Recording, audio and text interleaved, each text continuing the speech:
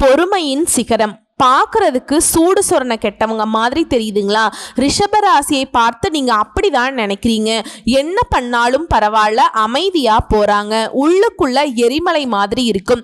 என்னைக்கு வெடிக்கிறோன்னு தெரியல, ஆனா ஒருத்தனும் நிக்க மாட்டீங்க. இஷ்டத்துக்கு பேசுறது, இஷ்டப்படி என் வாழ்க்கையில விளையாடுறது, பணிஞ்சு போனா பயந்து போறேன்னு நினைச்சிட்டு இருக்கீங்க. உங்களை விட மேல எனக்கு பண்ண தெரியும். ரிஷபத்தை பொறுத்த வரைக்கும் மனசுடைய குமுறல் இப்படிதான் இருக்கு. ஆனா வெளியில மனசாட்சிக்கு கட்டுப்பட்டு, நியாய தர்மத்துக்கு கட்டுப்பட்டு வாழ்க்கைய ஒரு சீரா வாழணும். யார் கையும் பிடிச்சு வாழக்கூடாது. முடிஞ்ச அளவுக்கு நம்ம தேவையை நம்மளே பார்த்துக்கலாம். நம்மளை தேடி வரவங்களுடைய தேவைகளையும் முடிஞ்ச அளவுக்கு உதவி செய்து மேல ஏத்தி விடலாம். இதுதான் ரிஷபம். உங்களை பொறுத்த வரைக்கும் ஜூன் மாதத்தை பொறுத்த வரைக்கும் குறிப்பா உங்களை தொட்டவன் செத்தாம்பா அப்படின்னு சொல்லக்கூடிய அளவுக்கு உங்களுடைய எதிரிகளுக்கெல்லாம் சிம்ம சொப்பனமாக விளங்கக்கூடிய காலகட்டம். ஜூன் மாதத்தை பொறுத்த வரைக்கும் 5ஆம் தேதிக்கு பிறகு எல்லாம் உங்களுடைய எதிரிகளோட கொட்டம் எல்லாம் சுத்தமா அடக்கி விட்டுருவீங்க. உங்க கை ஓங்கி நிற்கும். வாடாடே பார்த்துக்கலாம் அப்படிங்கிற மாதிரி ஒரு மாதிரி சொல்லுவாங்க இல்ல, ஏண்டா யானைக்கு ஒரு காலம் வரும்போது பூனைக்கு ஒரு காலம் வராதான்னு சொல்லுவாங்க இல்லையா? அதே மாதிரி தான் இத்தனை நாளா உங்களுடைய உயர்வுக்காக வேலை பார்த்து நீங்க இப்ப உயர்வை அடைய போறீங்க. இத்தனை நாளா உங்களை அடக்கி ஆளணும்னு நினைச்சவங்க எல்லாம் உங்களை அண்ணாந்து பார்க்கக்கூடிய காலம் வந்துருச்சு. அது என்ன, எப்படி, எதனால? சில கிரகங்களுடைய அமைப்பு உங்களுக்கு சாதகமா நிக்குதுங்க. ரிஷபராசிக்காரங்க இப்பவும் என்ன சந்தேகமா தான் பாக்குறீங்க. பட் நான் சொல்றேன், உங்களுடைய ஜாதக அமைப்புல எந்தெந்த கிரகங்கள் எங்கெங்க இருக்காங்க, இந்த மாதிரி எந்தெந்த கிரகங்கள் மாற்றம் ஆகுறாங்க, எந்த கிரகங்கள் கூட கூட்டணியில இருக்காங்க, இதனால உங்களுக்கு எப்படிப்பட்ட நல்ல பலன்கள் வரப்போகுதுங்கிறத நம்ம தெளிவா பார்க்கலாங்க. அது மட்டும் இல்லைங்க, நீங்க என்ன செய்யணும், என்ன செய்யக்கூடாது, இதற்கான உங்க வழிபாடு என்ன, பரிகாரம் என்னங்கிறத நம்ம தெளிவா பார்க்கலாம். பொது பலன்கள் அப்புறம் நட்சத்திர பலன்கள் தெளிவா பார்க்கலாங்க. அதுக்கு முன்னாடி ரிஷப ராசியை பொறுத்த வரைக்கும் எப்பவும் எங்க போனாலும் எதை நீங்க செஞ்சாலும் சிவபெருமானை மட்டும் மறந்துடாதீங்க. ஓம் நம சிவாய இதை சொல்லிட்டு எதுனாலும் தொடங்குங்க, நல்லது நடக்கும். எப்பேற்பட்ட போராட்ட களமாவே இருந்தாலும் சிவபெருமானுடைய வழிபாடு உங்களை மேல கொண்டு வந்து சேர்த்துரும். உங்களுக்கு வெற்றி கொடிய கையில கொடுத்துரும். அது என்னன்னு பார்க்கலாமா? சோ இந்த வீடியோ பதிவு பார்க்குறப்போ ஓம் நமச்சிவாய சொல்லிட்டு அவருடைய மந்திர சொல்ல சொன்னாலும் சரி, இல்ல ஓம் சிவபெருமானே போற்றி போற்றி இவருடைய நாமத்தை சொன்னாலும் சரி 3 முறை சொல்லுங்க. ஒரு மாற்றத்தை இப்பவே உணர முடியும். சிவபெருமானுடைய அனுகிரகம் நேர்மறை ஆற்றலா உங்களுக்குள்ள பிறக்கும். ரிஷப ராசியை பொறுத்த வரைக்கும் இப்பவே உங்களுக்கு நல்ல காலம் ஸ்டார்ட் ஆயிடுச்சு. சரிங்களா? கவலையே வேணாம். இதுவே ஒரு சிலருக்கு சொல்லுவாங்க இல்லையா, அப்பா புது பிறப்பு எடுத்த மாதிரி இருக்குப்பா அப்படின்னு சொல்லுவாங்க இல்லையா, அந்த மாதிரி இப்போ இருந்தே உங்களுக்கு நல்ல காலம் ஸ்டார்ட் ஆயிடுச்சு. உங்களுடைய எதிர்பார்ப்புகள் எல்லாமே ஒவ்வொன்றா நடக்க ஆரம்பிச்சிடும். இது எல்லாத்துக்கும் காரணகர்த்தான்னு பார்த்தோம்னா ரிஷப ராசியை பொறுத்த வரைக்கும் சிவபெருமானுடைய அனுகிரகம் தாங்க. நீங்க ஒவ்வொரு நிமிஷமும் சிவபெருமான நினைக்கணும். எங்கும் சிவாய, எதிலும் சிவாய, யாதும் சிவாய, யாவும் சிவாய, உடலும் சிவாய, உயிரும் சிவாய, வேதம் சிவாய, கீதம் சிவாய, காற்றும் சிவாய, ஊற்றும் சிவாய, நீரும் சிவாய, நெருப்பும் சிவாய, மண்ணும் சிவாய, விண்ணும் சிவாய, ஒளியும் சிவாய, ஒளியும் சிவாய, பிரணமும் சிவாய, பிரம்மம் சிவாய, நாளும் சிவாய, கோளும் சிவாய, சர்வம் சிவாய, சகலம் சிவாய. ஓம் நமச்சிவாய மொத்தத்துக்கும் உங்களுக்கு சிவபெருமான் கிட்ட அர்ப்பணிச்சிருங்க. ஒவ்வொரு நாளுக்கும் சிவபெருமான் பொறுப்பேற்றிருப்பார். இது ரிஷபராசிக்கு மட்டும் இல்லைங்க. யாரு ஒருத்தவங்க சிவபெருமானை தொடர்ந்து வழிபாடு செய்றீங்களோ நீங்க அவருடைய சொத்தா மாறிடுவீங்க. உங்களை பாதுகாக்கக்கூடிய பொறுப்பு அவருடையது. உங்களுக்கு வரக்கூடிய கஷ்டங்களுக்கும் நஷ்டங்களுக்கும் அவர் பொறுப்பேற்றுப்பார். நல்லதும் நீயே, கெட்டதும் நீயே, எம்பெருமான் நீயே பார்த்துக்கோ அப்படின்னு அடுத்த வேலையை பார்த்துட்டு போயிட்டே இருக்கலாம். வரக்கூடிய கஷ்டங்களுக்கும் நஷ்டங்களுக்கும் அவர் பொறுப்பேற்கிறப்ப எதுக்கு நம்ம கவலைப்படணும்னு அவசியம் இல்லைங்க. ஓம் நமச்சிவாய பேசுறப்பவே ரொம்ப மனசு சிலிர்த்து போகுதுங்க. சிவனுடைய அனுகிரகத்தை அவ்வளவு உணர்ந்திருக்கும். ரிஷபராசி இதை உணர்ந்துதான் ஆகணும். உணருதான் உங்களுக்கான வெளிச்சமான பாதைக்கு வழி பிறக்கும். நல்லதே நடக்கும், நல்லது மட்டுமே நடக்கும். ரொம்ப பேசிட்டோம்னு நினைக்கிற தொடக்கமே இவ்வளவு பெருசா வருதுன்னு தப்பா நினைக்காதீங்க. கடவுளை உணர்ந்தவங்களுக்கு இது பிடிக்கும். இல்ல எனக்கு இந்த மாதத்துடைய பலன்கள் மட்டும் போதும்னாக்க நீங்க ஸ்கிப் பண்ணிட்டு பார்த்துக்கலாங்க. அப்படி பார்க்குறப்போ இந்த ஜூன் மாதத்துல உங்களுடைய ஜாதகத்துல எந்தெந்த கிரகங்கள் எங்கெங்க உட்கார்றாங்க. ரிஷப ராசி கார்த்திகை நட்சத்திரம் 2ஆம் பாதம் 3ஆம் பாதம் 4ஆம் பாதம், ரோஹிணி நட்சத்திரம் மிருகசீரிஷ நட்சத்திரம் 1ஆம் பாதம் 2ஆம் பாதம். இந்த நட்சத்திரங்களுடைய ஆட்சி தான் பொதுவா ரிஷபம்னு சொல்லுவோங்க. சுக்கிர பகவான் இடமாற்றம் ஆகிறதுங்கிறது உங்களுக்கு அதீத நன்மைகளை அள்ளி கொடுக்கக்கூடிய அமைப்பு. சுக்கிர பகவானை பொறுத்த வரைக்கும் நமக்கு உயர்வான வாழ்க்கை நிலைக்கு இவர் தான் காரணகர்த்தா. காதல் கை கூடணும், திருமண உறவு நல்லா இருக்கணும், செல்வ வளம் கூடணும், எல்லாத்துக்குமே ஒரு மனுஷனுடைய அத்தியாவசிய தேவைகள் எல்லாமே உச்சபட்ச வாழ்க்கைக்கும் இவர் தான் குரு. ஸோ இவர் 2 முறை மாற்றம் ஆகிறது, 2 முறை இடம்பெயர்ச்சி ஆகிறதுங்கிறது உங்களுக்கு நன்மைகள். ஓகேங்களா? ஸோ ரிஷபராசியை பொறுத்த வரைக்கும் இந்த ஜூன் மாதம் அப்படிங்கிறது உங்க காரியங்கள்ல வெற்றியை பெறக்கூடிய காலகட்டமா பிறந்திருக்கு. ஒரு விஷயத்துல மட்டும் ரிஷபராசி நிதானமா இருக்கணுங்க. உணர்ச்சி வசப்படாமல் எதையுமே நிதானமாக செய்வது நல்லது. இவங்க பாசத்துக்கு அடிமை, படப்படன்னு உணர்ச்சி வசப்பட்டுருவாங்க. அப்படியே எப்பேற்பட்ட ஒரு கோபதாபத்தில் இருந்தாலும் பாசம்ங்கிற ஒரு பேச்சுக்கு இவங்க அடிமை. ஸோ அதனால நிறைய இழந்திருக்கீங்க. ஸோ அப்படி உணர்ச்சி வசத்துக்கு இடம் கொடுக்காம நிறுத்தி நிதானமாக அணுகுனீங்க அப்படின்னாக்கா வெற்றி தொடரும். வெற்றி கிடைக்காதுன்னு சொல்லலை, நான் ஆரம்பத்திலேயே சொல்ற வெற்றி உங்களுக்கானது. இன்னும் சொல்ல போனா ரிஷபராசினா நிறைய பேர் வெற்றின்னு கூட பேர் வச்சிருப்பீங்க. அதாவது வெற்றிவேல், இந்த மாதிரி வெற்றி மாறன், இந்த மாதிரி ஏதாவது பேர் வச்சிருப்பீங்க.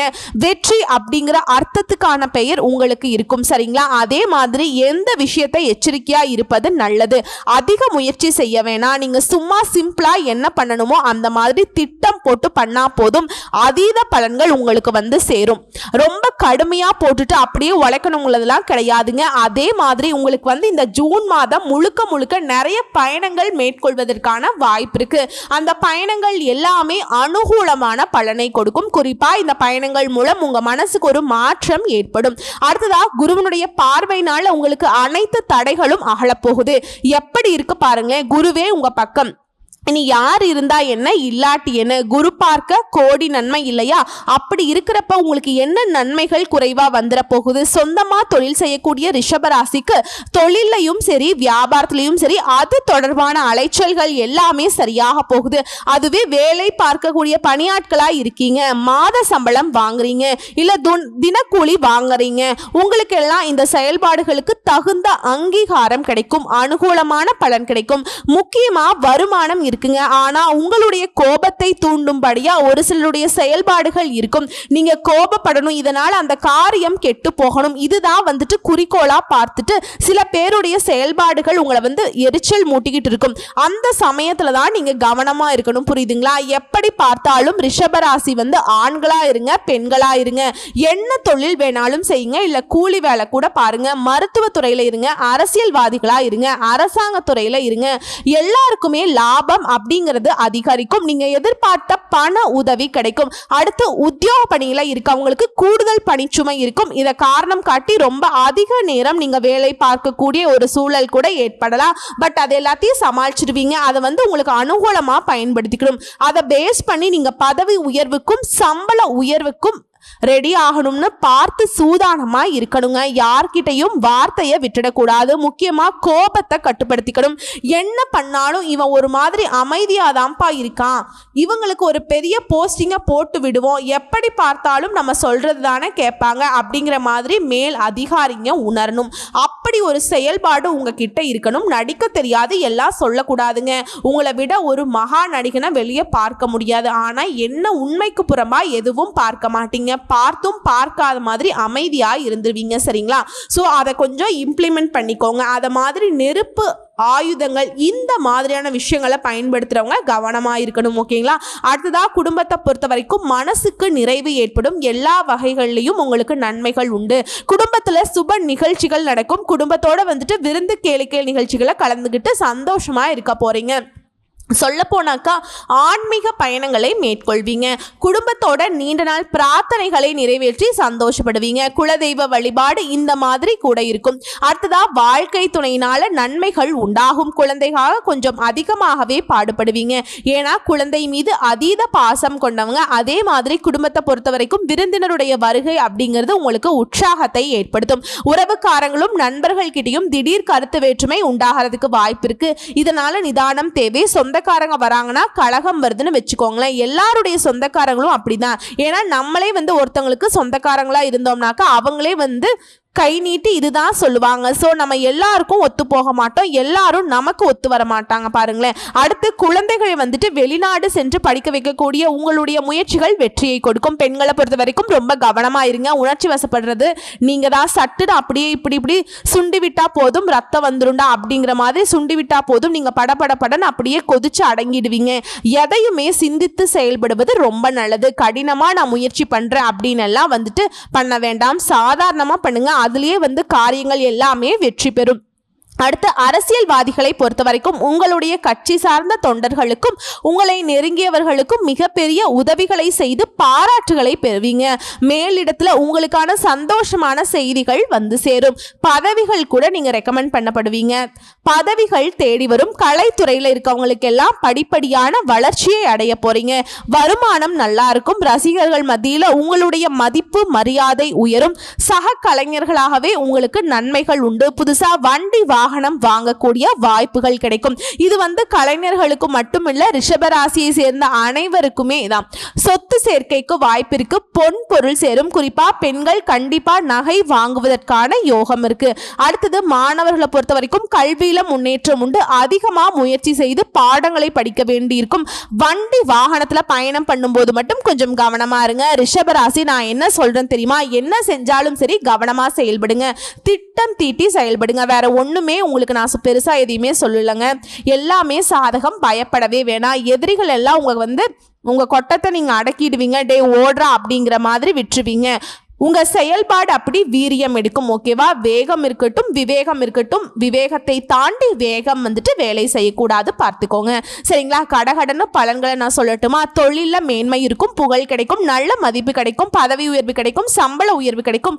முக்கியமான முடிவுகளை எடுக்கிறதுக்கான நல்ல ஒரு தெளிவு கிடைக்கும். பிரகாசமான வாய்ப்புகள் உங்களை தேடிட்டு வரும். தங்க நகை ஆபரணங்களை வாங்கி மகிழ்ச்சி அடைவீங்க. ஸோ இப்ப வரைக்கும் பார்த்த பொது பலன்கள் உங்களுக்கு மனசுக்கு நிறைவை கொடுத்திருக்கும். அடுத்து நட்சத்திர பலன்களை பார்க்கலாம். கார்த்திகை நட்சத்திரம் 2ஆம் பாதம், 3ஆம் பாதம், 4ஆம் பாதம். நினைச்சதை சாதிக்கக்கூடியவங்க நீங்க. யோகமான மாதமா இந்த ஜூன் மாதம் உங்களுக்கு அமைஞ்சிருக்கு. சூரியனால எதிர்பார்த்த இடத்திற்கு இடமாற்றம், பதவி உயர்வு கிடைக்கும். சிலர் பார்த்தீங்கன்னாக்கா தொழிலை விரிவுபடுத்துவதற்கான முயற்சிகள் எல்லாமே வெற்றியை கொடுக்கும். செவ்வாய் பகவான் உங்களுக்கு சாதகமா சஞ்சாரம் பண்றாரு. முயற்சிகள் வெற்றியாக மாறும். தன்னம்பிக்கை அதிகரிக்கும். புதிய சொத்து சேர்க்கைக்கு வாய்ப்பு இருக்கு. குரு பகவான் உங்களுக்கு குடும்பத்துல நிம்மதியான சூழ்நிலை ஏற்படுத்துறார். சனி பகவானை பொறுத்த வரைக்கும் உங்களுடைய வேலைப்பாடுகள்ல கவனமா இருக்க சொல்லி அறிவுறுத்துறாருங்க. குறிப்பா வருமானம் அதிகரிக்கக்கூடிய நேரமா இருக்கு. வெளிநாட்டு தொடர்பு அனுகூலமான பலனை கொடுக்கும். அரசியல்வாதிகளுக்கு செல்வாக்கு உயரும். புதிய நண்பர்களால உங்களுடைய நிலையில மாற்றம், முன்னேற்றம் ஏற்படும். வீடு வாங்குவீங்க, நிலம் வாங்குவீங்க, நகை வாங்குவீங்க. முதலீடு செய்யறது இல்லாம உங்களுக்கு பணம் லாபத்தை கொடுக்கும். பிள்ளைகளோட நலன்ல அக்கறை கூடும். வாழ்க்கை துணையுடைய ஆலோசனை ஏற்று நீங்க செயல்பட்டீங்க அப்படின்னாக்கா வாழ்க்கை வளமாக மாறும். மாணவர்களை பொறுத்த வரைக்கும் மற்ற சிந்தனைகளுக்கு இடம் கொடுக்காம படிப்புல மட்டும் அக்கறை செலுத்துறது ரொம்ப அவசியமா பார்க்கப்படுது. உங்களை பொறுத்த வரைக்கும் அதிர்ஷ்டம் தரக்கூடிய நாட்கள் அப்படின்னு பார்த்தோம்னா ஜூன் மாதத்துல 10, 15 இந்த 2 நாட்களை சுப நிகழ்ச்சிகளோட தொடக்கத்துக்கு பயன்படுத்துங்க. அடுத்ததா ரோஹிணி நட்சத்திரம். உங்களை பொறுத்த வரைக்கும் ஜூன் மாதம் நன்மைகளை மட்டுமே தரக்கூடிய மாதமா பிறந்திருக்கு. மாதம் முழுவதுமே உங்களுடைய ராசிநாதன் சாதகமா இருக்கிறதுனால வருமானம் அதிகரிக்கும். குடும்பத்துல நிம்மதியான சூழ்நிலை இருக்கும். புதிய பொருள் சேர்க்கைக்கு வாய்ப்பு இருக்கு. பிறகு கொடுக்கக்கூடிய பொருளெல்லாம் வாங்கி கொடுப்பீங்க. உதவக்கூடிய அளவுக்கு நீங்க ஒரு நல்ல நிலையில இருக்க போறீங்க. குடும்பத்தோட கோயில் வழிபாட்டை மேற்கொள்வீங்க. பெரியவருடைய ஆசீர்வாதம் உங்களுக்கு கிடைக்கும். முயற்சி ஸ்தானத்துல சஞ்சரிக்கக்கூடிய செவ்வாய்னால நீங்க மேற்கொள்ளக்கூடிய முயற்சிகள் எல்லாமே வெற்றியாக மாறும். நினைச்சதை நடத்தி முடிப்பீங்க. தைரியம் அதிகரிக்கும். தன்னம்பிக்கை அதிகரிக்கும். ஒரு சிலருக்கு புது சொத்து தேரும். விவசாயிகளை பொறுத்த வரைக்கும் அனுகூலமான பலன் உண்டு. ராகு எல்லாம் உங்களுக்கு அதிர்ஷ்ட வாய்ப்பை தேடி கொடுக்கிறாருங்க. எதிர்பாராத வருமானத்தை ஏற்படுத்துறார். அந்நியர்களாலே உங்களுக்கு லாபம் அதிகரிக்கும். தடைபட்ட ஈடுபட்ட தொழில மாற்றம் ஏற்படும். முயற்சிக்கு ஏற்ப லாபம் அடைய போறீங்க. சனி பகவானால அவருமே உங்களுக்கு சாதகமா இருக்கிறார். புதிய தொழில் தொடங்குவீங்க. முயற்சிகள் வெற்றியாக மாறும். வேலை தேடுறவங்களுக்கு எதிர்பார்த்த தகவல்கள் வரும். உத்தியோகத்தில் இருக்கவங்க எதிர்பார்த்த இடத்திற்கு இடமாற்றம் கிடைக்கும். பதவி உயர்வு கிடைக்கும். நண்பர்களை அனுசரித்து செல்வதனால தொடர்ந்து நன்மைகள் தொடரும். வாழ்க்கை துணையுடைய உடல் நலம் மட்டும் கொஞ்சம் அக்கறை காட்டுங்க. மாணவர்களை பொறுத்த வரைக்கும் கூடுதலாக கவனம் செலுத்தி பாடங்களை படிங்க. அதுதான் உங்களுக்கு நல்லது. உங்களை பொறுத்த வரைக்கும் அதிர்ஷ்டம் தரக்கூடிய நாட்கள்னு பார்த்தோம்னா ஜூன் மாதத்துல 6, 11, 15ஆம் தேதி இந்த நாட்கள்ல சுப நிகழ்ச்சிகளோட தொடக்கத்துக்கு பயன்படுத்துங்க. அதீத நன்மைகளை உண்டாக்கும். அடுத்ததான் மிருகசீரிஷ நட்சத்திரம் 1ஆம் பாதம் 2ஆம் பாதம். நினைச்சதை சாதிக்கும் உங்களுக்கு இந்த மாதம் அப்படிங்கிறது உங்களுக்கு முன்னேற்றத்தை தரக்கூடிய மாதமா பிறந்திருக்கு. செவ்வாய் பகவான் முயற்சிகளை வெற்றியாக மாற்றார். தடைப்பட்ட வேலையை கடகடன் நடக்கும். வரவேண்டிய பணம் கைக்கு வரும். உங்களுடைய உடன்பிறப்புகள் வழியில உங்களுக்கு இருந்த பிரச்சனைகள் சரியாகும். பணி புரியக்கூடிய இடத்துல உங்களுக்கு செல்வாக்கு அதிகரிக்கும். தைரியம் அதிகரிக்கும். தன்னம்பிக்கை அதிகரிக்கும். வழக்கு விவகாரம் உங்களுக்கு சாதகமா இருக்கும். லாபஸ்தானத்துல வரக்கூடிய ராகுனால வருமானம் உயரும். கலைத்துறையில இருக்கவங்களுக்கு மதிப்பு கொடுப்பாங்க. வெளிநாட்டு முயற்சிகள் சாதகமாக மாறும். அரசியல்வாதிகளுக்கு செல்வாக்கு உயரும். ஒரு சிலர் பதவி உயர்வுக்கு புதிய பொறுப்புகள் கிடைக்கும். காவல், ராணுவம் இந்த மாதிரி துறைகளில் இருக்கவங்களுக்கு நீங்க எதிர்பார்த்த சலுகைகள் கிடைக்கும். ரியல் எஸ்டேட், பில்டர்ஸ் இவங்களுக்கெல்லாம் வருமானம் கூடும். வாழ்க்கை துணையுடைய ஆதரவு அதிகரிக்கும். குடும்பத்தில் இருந்த பிரச்சனைகள் விலகும். உங்களுக்கெல்லாம் பல வகைகளில் வருமானம் உண்டு. சிறு வியாபாரிகளுக்கு கூட உங்க தொழில நல்ல முன்னேற்றம் ஏற்படும். அதீத லாபத்தை பார்க்க முடியும். பொன் பொருள் சேரும். மாணவர்களை பொறுத்த வரைக்கும் படிப்புல கூடுதல் கவனம் செலுத்துவது நல்லது. உங்களை பொறுத்த வரைக்கும் அதிர்ஷ்டம் தரக்கூடிய நாட்கள் ஜூன் மாதத்துல 6ஆம் தேதி, 9ஆம் தேதி, 15ஆம் தேதி. இந்த நாட்கள்ல சுப நிகழ்ச்சிகளோட தொடக்கத்திற்கு பயன்படுத்துங்க.